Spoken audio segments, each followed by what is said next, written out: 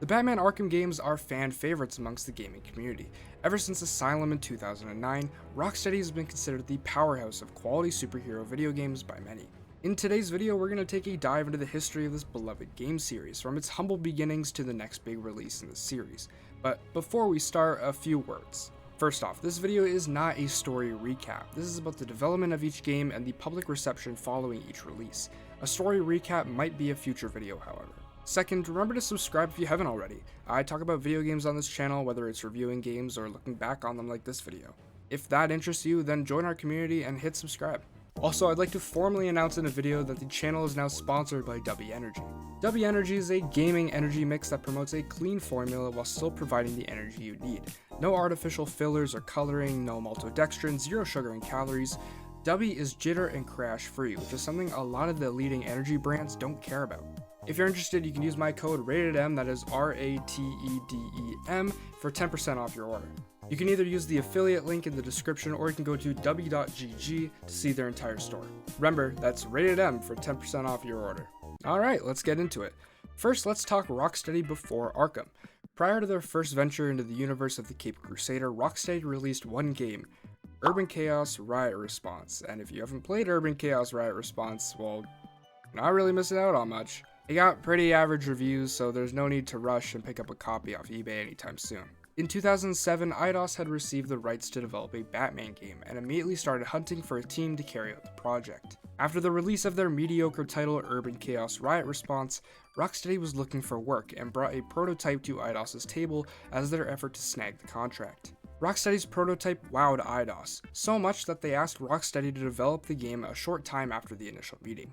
With Paul Dini at the helm for the game's story and a majority of the voice cast from the animated series on board, Rocksteady started development on Arkham Asylum. They developed the game with the intent that it could be done in 8 to 10 hours with enough content to please Batman fans and non-Batman fans alike. Working in Unreal Engine 3, the team did their best to develop the defining characteristics of the Dark Knight into an interactive setting, supplying the players with plenty of gadgets, letting them do detective work, and creating a unique combat system that embraced Batman's fighting prowess. For 21 months, they crafted what felt like was the ultimate Batman experience at the time. 2008 rolls around and the game finally hit store shelves, and critics and fans alike went nuts over it. Many reviewers gave the game 9s across the board. It was clear that Rocksteady's hard work had paid off. And paid off it did, selling 2 million units in its first 3 weeks. With all of this success, Rocksteady would have been stupid to not do a sequel. So, about a year after the release of Asylum, the same team began to work on Arkham City, with Paul Dini continuing the narrative he had started in Asylum, and the voice cast reprising their roles as well. The game had actually been conceptualized before Asylum's development had finished, but actual development started around February 2009. Originally, the team wanted to do all of Gotham, but due to technical limitations, this just wasn't possible. So they created Arkham City, a brand new concept where Hugo Strange has contained all of Gotham's worst criminals into old Gotham. This allowed the team to include some classic Batman locales and characters without asking too much from the hardware. They added plenty of new features, fine-tuned pre-existing features like gliding and combat to better fit the bigger scope of the game, and expanded on the story that Asylum had begun back in 2008. And by 2011, the game had fallen into the hands of consumers, and if you thought Asylum had taken the world by storm, you ain't seen nothing yet. Arkham City snatched up 5-star reviews like it was nobody's business, 10s as far as the eye could see, baby. Arkham Asylum quickly fell into the shadow of its new brother. 2 million units were sold in the first week, beating its predecessor by 14 days. City was an instant classic.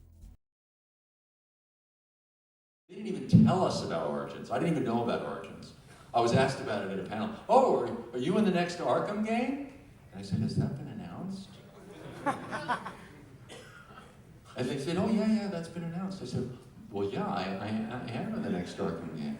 They said, oh, that's so cool, Arkham Origins. And I went, Arkham what? And then they said, which game are you talking about?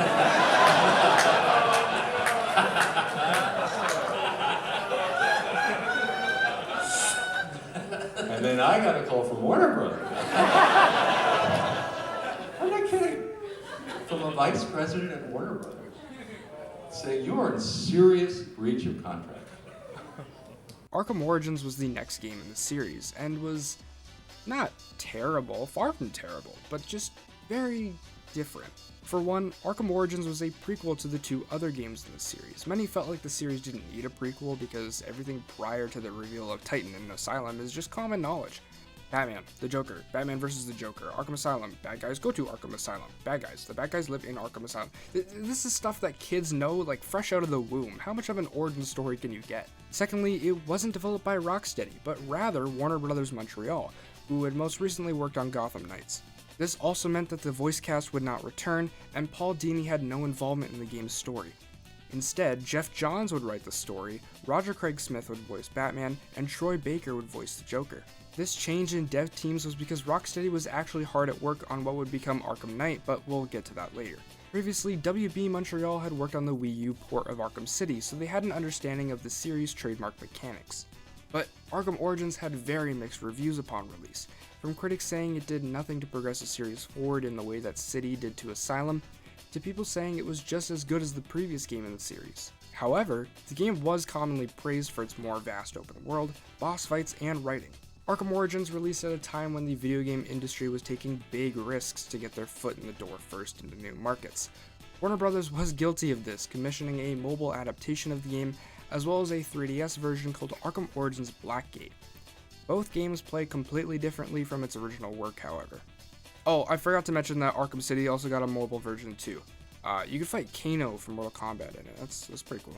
While Montreal took on Arkham Origins, the core team at Rocksteady was hard at work at the finale of their beloved series, Arkham Knight. There were a handful of changes to the team, however. While the classic voice cast tagged along for one last ride, Paul Dini did not return for the game's story, which we'll talk about in a bit. This game would utilize the power of next-gen hardware to create the biggest and most elaborate Batman game yet, including technical enhancements such as being able to render 5 times the enemies on screen at once, taking advantage of the Apex physics engine to realistically render Batman's cape, and of course, using the seamless rendering power of the next-gen hardware to allow players to drive the Batmobile across Gotham. Plenty of new enemy types, gadgets, and combat moves were added, alongside all the features the Batmobile carried on its own. The writing team also managed to write the ultimate conclusion to a 6-year-long story. And on June 23, 2015, the world would get to experience Arkham Knight for themselves. So what did they think of it? Well, if you want a super in-depth explanation, you can check out my video on Arkham Knight with the card in the corner, but I guess I can explain it here too. Arkham Knight was extremely divisive. Some praised it saying it was the greatest game in the series, while others found it lacking and disappointing. Players gushed over the enhancements to gadgets and combat, while other players hated it for its writing and overuse of the Batmobile. As mentioned before, Paul Dini didn't write this one, so the new writers were kind of picking up the pieces of the story that he had worked on. This left the game's story to not be as streamlined and well crafted as the predecessors. It included way too many moving parts and didn't balance it out across the 14 hours of gameplay. And speaking of gameplay, many feel like the Batmobile took up more time than playing as Batman did, which has statistically been proven false, but it sure as hell felt like it was true. Regardless of what people thought, Arkham Knight was the end. Rocksteady had always planned it to be the finale of their story, but it wasn't the end of the series. There was another mobile game called Arkham Underworld, but there's very limited information on it. Supposedly it was a strategy game, but that's about all I could find. The next title in the series, however, is Arkham VR. Arkham VR is sort of a novelty release built for the PlayStation VR and was later released on PC for other VR systems. I personally haven't played it, but from what I can tell, it's a sort of prequel to Arkham Knight. It had pretty average review scores though. Regardless of those scores, it was the best-selling PSVR game in Europe the same year of its release, so that's gotta say something. And now, here we are, 2023, patiently waiting for the release of the Suicide Squad game.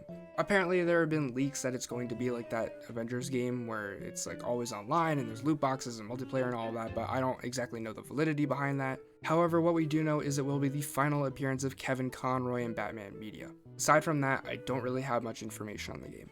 That was the complete history of the Arkham series, and for those of you frantically commenting about why I didn't include Gotham Knights, well, that's because it's not really considered an Arkham game, but it will get its own video sometime soon.